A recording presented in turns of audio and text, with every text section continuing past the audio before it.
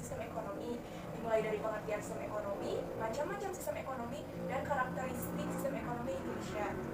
Berdasarkan pengertiannya, sistem ekonomi adalah cara untuk mengukur atau mengorganisasikan segala kegiatan ekonomi dalam masyarakat untuk mencapai tujuan tertentu.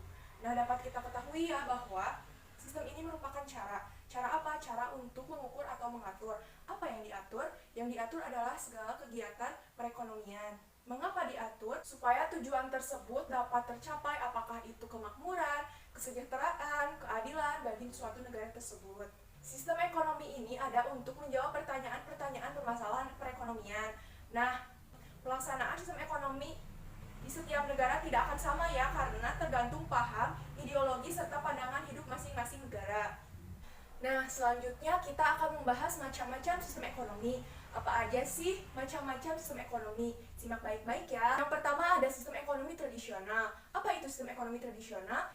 Sistem ekonomi tradisional ini sudah ada sejak manusia hidup bermasyarakat dan melakukan kegiatan ekonomi. Ciri-cirinya yaitu yang pertama, pengaruh norma-norma adat yang sangat kuat dalam mengatur kegiatan ekonomi.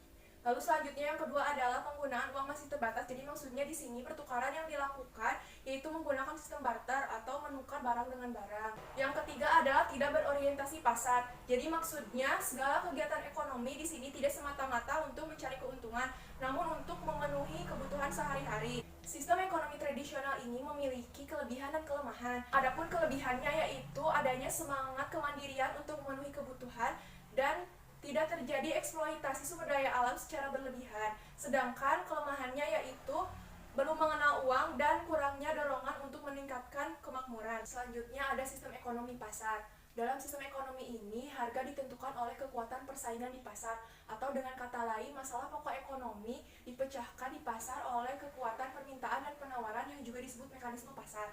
Pelaku ekonomi pasar bebas mempunyai kebebasan gerak dalam perekonomian tanpa adanya campur tangan dan hambatan dari pemerintah, sehingga sistem ekonomi ini disebut juga sistem ekonomi liberal. Negara yang menganut sistem ini yaitu Amerika Serikat dan negara-negara Eropa Barat.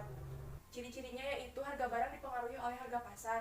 Jadi harga tergantung oleh permintaan pembeli dan penawaran penjual. Kemudian modal. Modal ini sangat berperan penting ketika seseorang ingin melakukan usaha, tentu ia harus mempunyai modal. Sistem ekonomi pasar mempunyai kelebihan dan kelemahan. Adapun kelebihannya yaitu setiap individu termotivasi untuk mencari keuntungan. Ya, karena adanya persaingan tadi, maka adanya motivasi dalam diri setiap individu untuk bersaing memperoleh keuntungan. Kemudian pemilihan sektor usaha disesuaikan dengan kemampuan. Ya, karena setiap orang berusaha atau menjual barang dan jasa sesuai kemampuannya. Sedangkan kelemahannya yaitu terjadinya kesenjangan antara si miskin dan si kaya. Orang yang mempunyai modal tentunya ia akan semakin kaya, sedangkan orang yang tidak mempunyai modal ia semakin miskin. Kemudian terjadi eksploitasi sumber daya alam yang berlebihan. Ya, karena setiap orang bebas memiliki atau membeli sumber daya alam asalkan ia mempunyai modal. Ketika sumber daya alam tersebut sudah dibeli, maka mereka bebas untuk mengeksploitasi sumber daya alam tersebut karena sudah merupakan hak miliknya.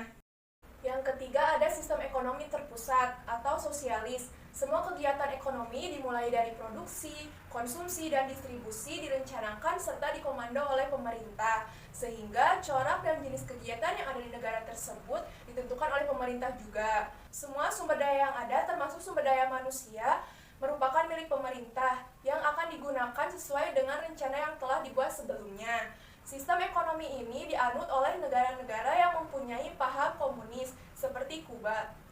Adapun ciri-cirinya yaitu yang pertama, pemerintah pusat mengendalikan penyusunan perencanaan perekonomian. Nah, jadi ada campur tangan oleh pemerintah untuk mengatur ekonomi. Lalu yang kedua, negara menguasai semua alat produksi. Nah, jadi semua alat produksi yang ada hanyalah milik negara, sehingga milik perorangan tidak diakui. Lalu yang ketiga, pusat mengatur semua kegiatan produksi, distribusi, dan konsumsi.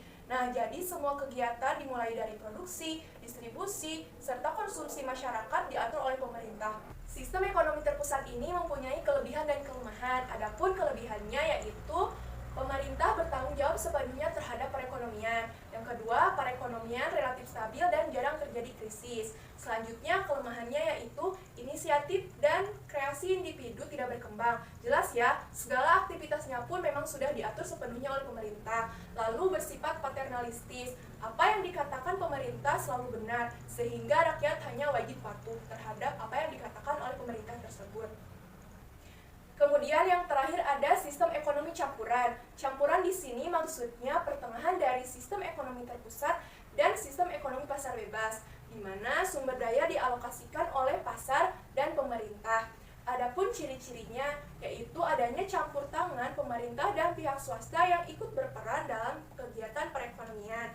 Sistem ekonomi campuran ini cukup banyak dianut oleh berbagai negara yang ada di dunia. Kemudian ada kelebihan dan kelemahan. Kelebihannya yaitu naik turunnya harga dapat dikendalikan karena ada pemerintah yang dapat mengendalikan harga dengan menerapkan kebijakan-kebijakannya. Lalu untuk kelemahannya ini hampir tidak ada ya jika seimbang antara swasta dan pemerintah. Tetapi jika pemerintah mendominasi, maka akan timbul etatisme atau yang kita kenal dengan negara sebagai pusat kekuasaan. Nah, apabila swasta yang mendominasi, maka akan timbul yang namanya monopoli. Lalu, sistem ekonomi manakah yang dianut oleh Indonesia? Apakah sistem ekonomi pasar bebas? Apakah sistem ekonomi terpusat? Atau sistem ekonomi campuran? Nah, kita bahas ya. Landasan sistem ekonomi Indonesia yaitu Pancasila dan Undang-Undang Dasar 1945. Tepatnya pasal 33, di mana undang-undang tersebut menjelaskan tentang karakteristik perekonomian di Indonesia. Jadi, Undang-Undang Dasar 1945 pasal 33 terdapat 4 ayat. Ayat yang pertama berbunyi, perekonomian di Indonesia disusun sebagai usaha bersama berdasar atas asas kekeluargaan. Jadi dapat kita simpulkan ya bahwa karakteristik perekonomiannya adalah dengan melakukan kegiatan ekonomi secara bersama-sama atau bisa kita sebut dengan gotong royong dan bersifat kekeluargaan. Contohnya adalah koperasi. Ayat kedua yang berbunyi cabang-cabang produksi yang sangat penting bagi negara dan yang menguasai hajat hidup orang banyak dikuasai oleh negara. Jadi maksudnya barang-barang yang dianggap sangat penting bagi negara dan dibutuhkan banyak orang seperti sumber daya alam tidak boleh diserahkan kepada pihak swasta, melainkan dikuasai oleh negara. Ayat yang ketiga berbunyi bumi, air, dan kekayaan alam yang terkandung di dalamnya dikuasai oleh negara dan dipergunakan sebesar-besarnya kemakmuran rakyat. Jadi, alasan pemerintah semata-mata untuk kemakmuran rakyat. Karena jika kekayaan tersebut dibiarkan begitu saja dan nantinya akan jatuh kepada pihak yang salah, tentu kemakmuran masyarakat dalam memanfaatkan kekayaan jadi akan sulit terwujud.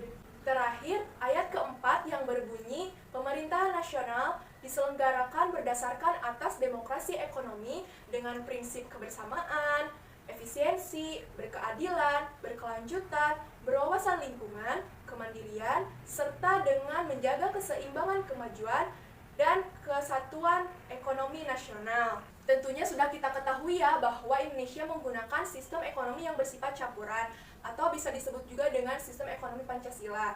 Nah, sistem ekonomi ini mengedepankan peran bersama dari pihak pemerintah maupun swasta dalam mengelola perekonomian. Hal itu bisa kita lihat dalam pembagian badan usaha, yaitu ada badan usaha milik negara dan ada badan usaha milik swasta dengan porsi dan pembagian yang jelas.